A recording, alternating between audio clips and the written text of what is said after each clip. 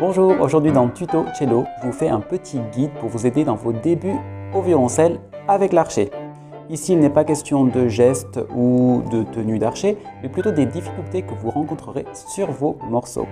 Donc je fais des petits chapitres en passant du premier, peut-être des premiers débuts, à des choses un peu plus élaborées. C'est parti! Pour commencer ce tuto, commençons d'abord par les rythmes simples, ce que vous rencontrerez en premier. Souvent des blanches ou des noires, quelquefois des croches. Ici, il s'agit simplement de bien organiser vos longueurs d'archet et pour bien respecter le rythme.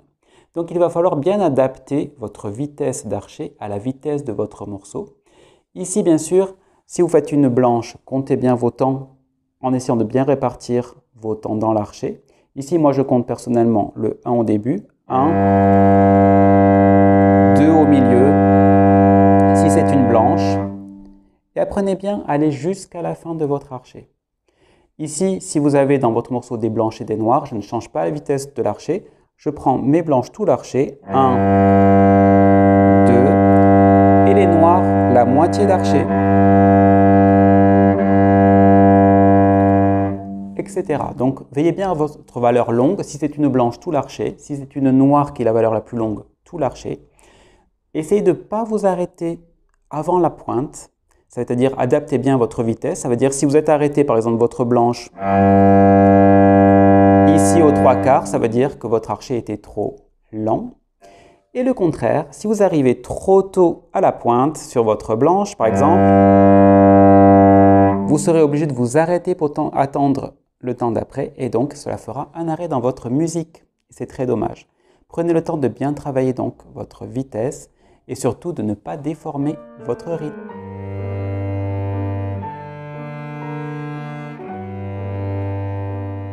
La deuxième difficulté que j'aborde ici, que certainement vous aborderez aussi, c'est les changements de cordes. C'est souvent la première difficulté qu'on rencontre après le problème des rythmes. Donc ici, je passe d'une corde à l'autre, par exemple du sol au ré. Et ici, bien sûr, être bien vigilant à adapter la direction de l'archet pour que toujours l'archet reste droit sur la corde. C'est un problème que j'ai déjà abordé dans les tutos, mais ne pas oublier à bien adapter pour que le son soit joli sur chaque corde.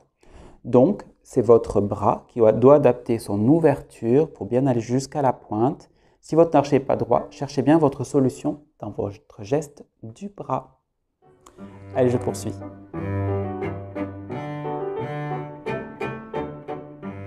Dans ce troisième chapitre, il est encore question de vitesse d'archet et de rythme. Mais attention ici avec des rythmes irréguliers, tout simplement souvent pour commencer une blanche et une noire dans une mesure à 3/4. Donc nous allons avoir un archet assez lent pour faire la blanche en tirant, 1, 2, et un archet rapide pour le pousser pour la noire. Et souvent plusieurs fois. Ici la difficulté, c'est bien d'adapter bien sûr le son avec la vitesse. Parce que quand l'archet va plus vite, la corde tourne plus vite. Et donc, il faut alléger son archet pour compenser et trouver une nuance homogène. N'oubliez pas que dans les rythmes irréguliers, il y a aussi souvent un autre rythme qui nous gêne beaucoup, c'est la noire pointée croche. C'est le même principe, un archet lent et un retour plus vite. Le même principe, bien adapter sa vitesse.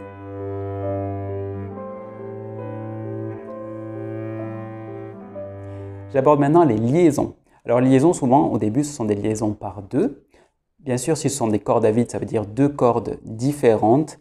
Donc par exemple, sur sol et ré en noir, je vais diviser mon archet en deux parties. Donc je vais changer au milieu. Et bien sûr, je vais faire attention à adapter la direction de mon archet, donc le geste de mon bras. Souvent, c'est l'occasion aussi de changer de note et donc avec la main gauche, le même principe, j'essaie de bien organiser mon archet en plusieurs parties. Si ce sont deux notes, deux parties égales pour commencer. Bien sûr, trois notes, trois parties égales pour que le son soit le plus homogène possible. Allez, je poursuis. Une difficulté maintenant que je rencontre souvent avec mes élèves, ce sont les rythmes irréguliers, mais dans une liaison. Et notamment, un des fameux, le noir pointé croche. Alors ici, il va falloir bien, comme dans les noirs tout à l'heure liés, nous allons adapter les longueurs d'archet au rythme. Ici, si c'est une noire pointée, je vais donc faire 3 quarts d'archet pour la noire pointée et 1 quart pour la croche. Je vous montre ici.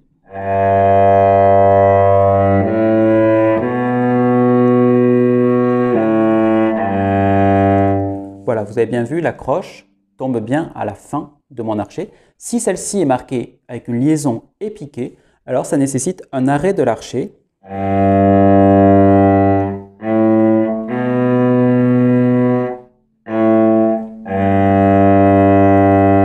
Et toujours une organisation bien définie pour bien réussir vos rythmes. Je poursuis maintenant avec les articulations d'archet.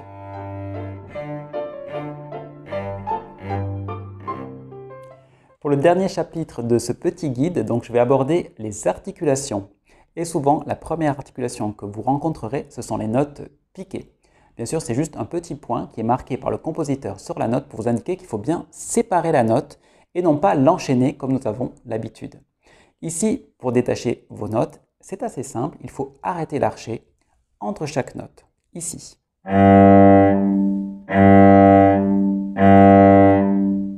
sûr, il y a plein de manières différentes de faire des notes piquées, mais ici nous sommes au début. Donc vous remarquerez que pour faire une noire, au lieu d'enchaîner,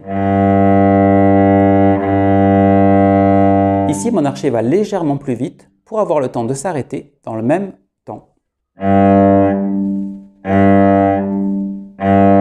Et ainsi je peux respecter le rythme indiqué. La deuxième articulation, souvent, c'est le louret. Vous le remarquerez par un trait qui est dessiné sur la note.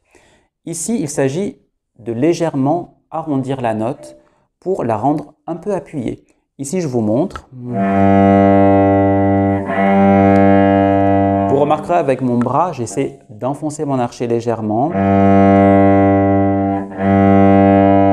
pour déformer le son et ainsi dessiner cette note légèrement arrondie. Enfin, vous trouvez aussi certainement des notes accentuées.